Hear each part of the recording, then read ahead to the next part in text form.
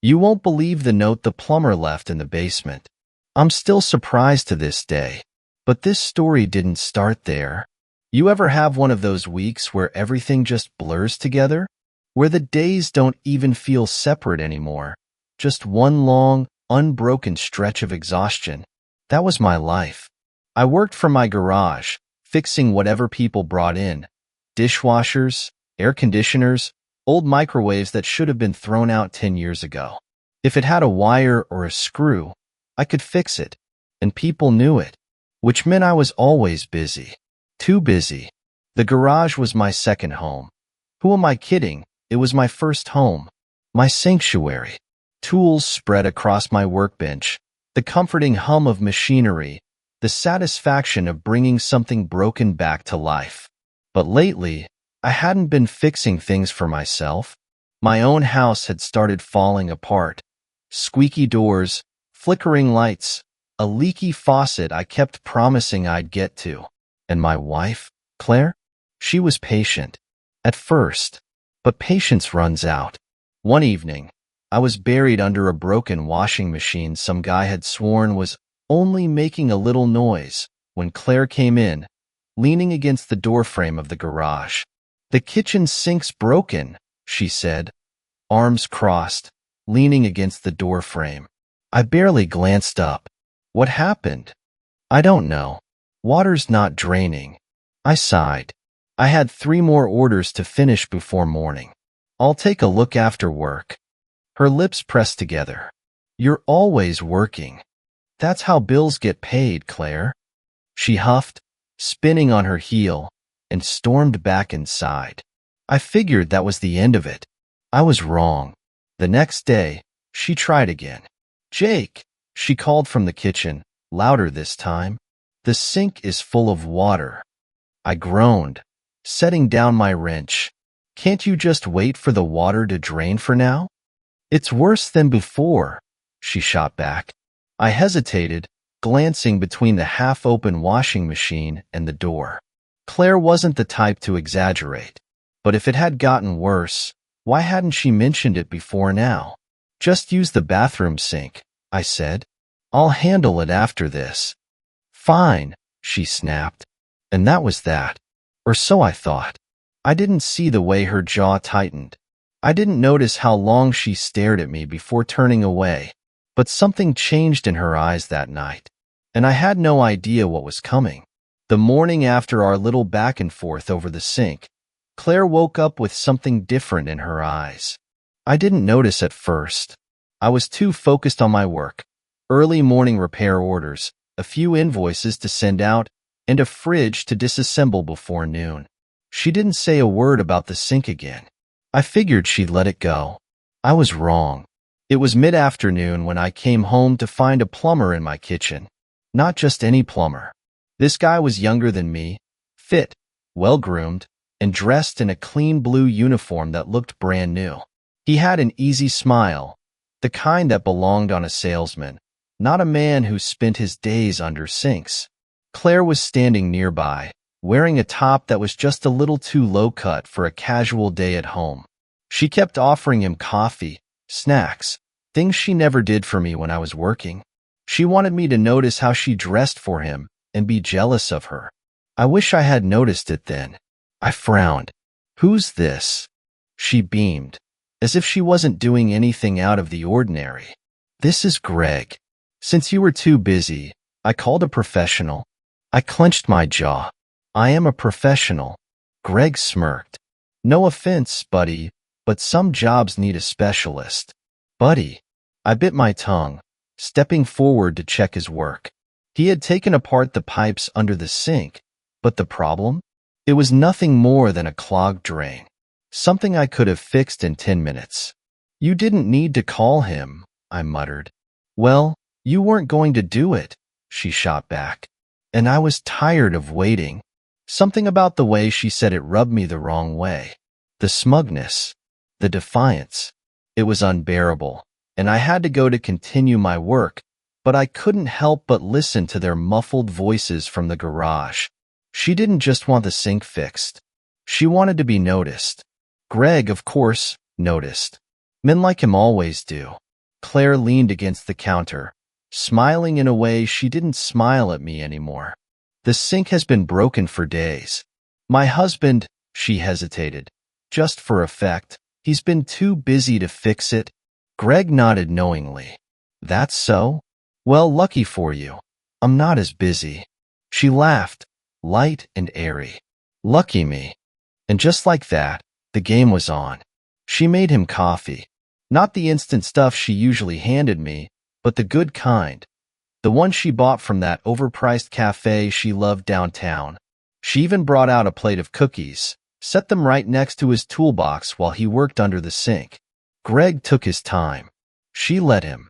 She sat nearby, legs crossed, running a hand through her hair like she wasn't paying attention, but she was. And Greg? He wasn't blind. I gotta say, he murmured, glancing up from under the sink. Not every house I go to gets this kind of service. She smirked. Not every plumber takes his time like you. His eyes lingered on her, just for a second longer than they should have. It was enough. By the time he finished tightening the last pipe, she had already leaned in close, just close enough for the scent of her perfume to drift his way.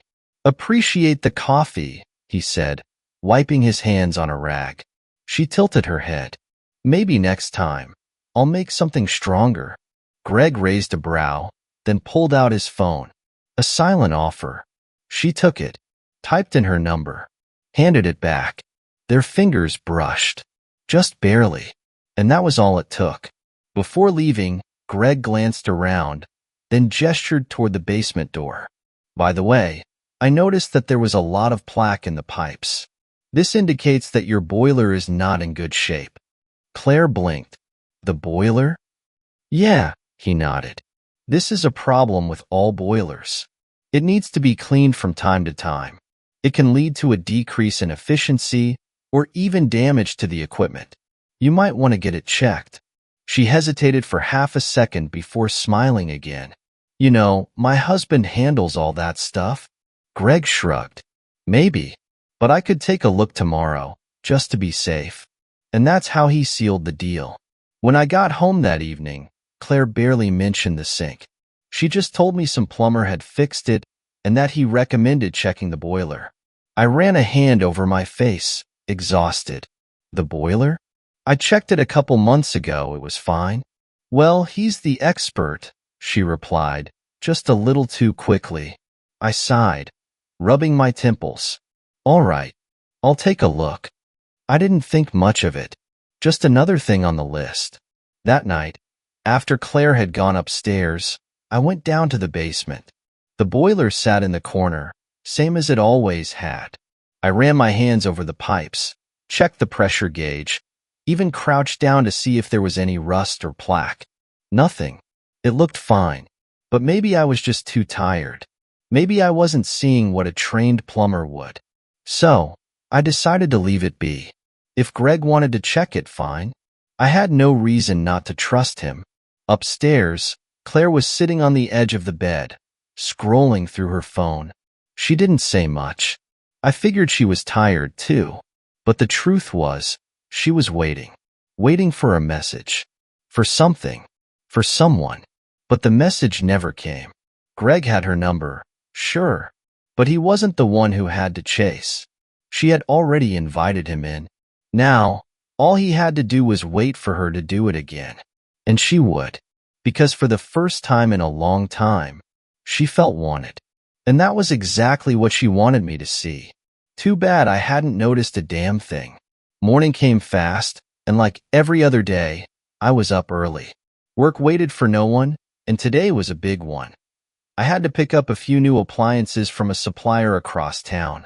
That meant loading up the truck, making sure the straps were tight, and hitting the road before the morning traffic got too bad. Claire barely said goodbye. She was up before me, which was rare. Not just up, dressed. Done up. Makeup light, but noticeable. Hair curled. A sundress that fit her too well for a casual morning at home. It threw me off. You going somewhere today? I asked, adjusting my work gloves. She looked up from the stove. where she was making something I hadn't seen her make in a long time. Pancakes, eggs, bacon, a full breakfast, but none of it was for me. "Oh," she said, brushing a loose curl behind her ear, "just felt like cooking." She didn't answer my question, and I didn't press. I should have. Instead, I grabbed my keys, gave her a quick nod, and headed out the door. I was barely down the street when he showed up. Greg. He wasn't in his usual work uniform. No dirty jeans, no worn-out boots. Today, he came looking different. Clean, pressed button down, a watch that was too nice for a guy who fixed pipes for a living. And most importantly, no toolbox. Claire opened the door before he even knocked. Inside, she smiled. "I wasn't sure you'd actually come." Greg leaned against the doorway, giving her a slow once-over. "Told you I would." She stepped aside, letting him in. "I made coffee," she offered. "Something strong." Greg smirked. "I like strong." The door closed, and she didn't even glance outside to check if I was really gone. The thing about cheating is, most people think it happens in some grand, dramatic way. A heated moment, a sudden decision, a single reckless night. But that's not how it starts. It starts small. A touch that lingers a little too long. A joke that lands a little too well. A look that holds just a little too much meaning. And before you know it, the lines blur. Claire didn't push Greg away this time. She didn't pretend she wasn't interested. She let him talk. Let him get closer. She laughed at his jokes, even the ones that weren't funny. She poured his coffee first, and when he reached for her hand, just lightly, just a brush of fingers, she didn't pull away. An hour later, I pulled into the driveway. I wasn't gone long, too short for a full boiler repair. But when I stepped inside, Greg was already gone. No trace of him, not a speck of dirt on the floor, not a single tool left behind. I frowned. That was quick. I exhaled, shaking my head. Guess I'll check the boiler, see what he did. I wasn't expecting anything strange, but the second I stepped into the basement, something felt off. The boiler looked untouched, same as last night. No new pipes, no fresh bolts, nothing. But then, my eyes caught something. A sticky note. Yellow. Sloppy handwriting. I moved closer. Picked it up. 3 words. Just 3. "See you soon." My stomach twisted. I turned the note over. No name. No explanation. Nothing. I clenched my jaw, staring at those words, feeling something sharp settle in my gut.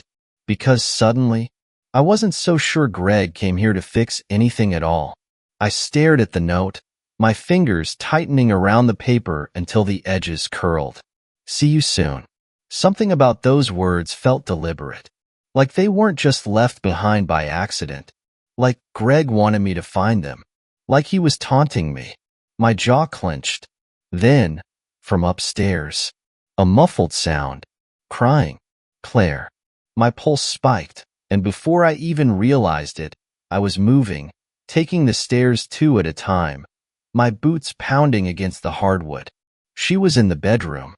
The door was half open, and I could see her sitting on the edge of the bed, her shoulders trembling, hands gripping the sheets. Her face was buried in her palms, and my first thought wasn't guilt. It was rage, because my mind didn't go to regret or sadness or some quiet understanding. It went straight to Greg, to what he might have done, to what that note might have meant. "Claire," I said, my voice harsher than I intended. She flinched, looked up at me with red-rimmed eyes. "What happened?" I demanded. Her breath hitched. "Jake, I was already turning for the door, already grabbing my truck keys, because if that bastard laid a hand on her, I was going to find him, and I was going to break him." "Jake, stop." Her voice cracked, and something about it froze me mid-step. I turned back. She was shaking her head, her hands gripping the sheets so tightly her knuckles went white. "It's not what you think," she whispered. I stared at her, my chest rising and falling. Then tell me what the hell happened. She hesitated. Then, finally, she spoke. She told me everything. How she had been feeling invisible. How she wanted to make me jealous. How she thought, just for a second, that maybe if she flirted with Greg, just a little, I'd finally see her again. She told me how she let him touch her hand. How she leaned in closer than she should have. How she gave him her number and invited him back. But then, she told me how, at the last moment, when Greg moved in just a little too much, when his hand drifted lower than she expected, when the teasing suddenly became real, she pushed him away, told him to leave, told him she'd made a mistake. She swore nothing happened, that she had wanted attention, not an affair, that she never planned to actually go through with it. And as she sat there, eyes wet, lips trembling, waiting for me to say something, I felt something unexpected rise in my chest. Not just anger, not just betrayal, guilt. Because as much as I wanted to hate her for even thinking about it, she wasn't wrong about me. I had neglected her. I had buried myself in work, had let the days blur together, convinced that fixing everything except my marriage was the right move. And maybe, in her desperation, she had gone looking for something she thought was missing. But in the end, she hadn't crossed the line. Not completely. And that meant something. Did it fix everything? No. Did it erase the betrayal? No. But it gave me a choice. I could walk away, or I could fight for what was left. And as much as part of me wanted to storm out that door, track Greg down, and end this my own way, I looked at Claire, at the woman who had spent years by my side, and I made my decision. We need to fix this, I said finally, my voice rough.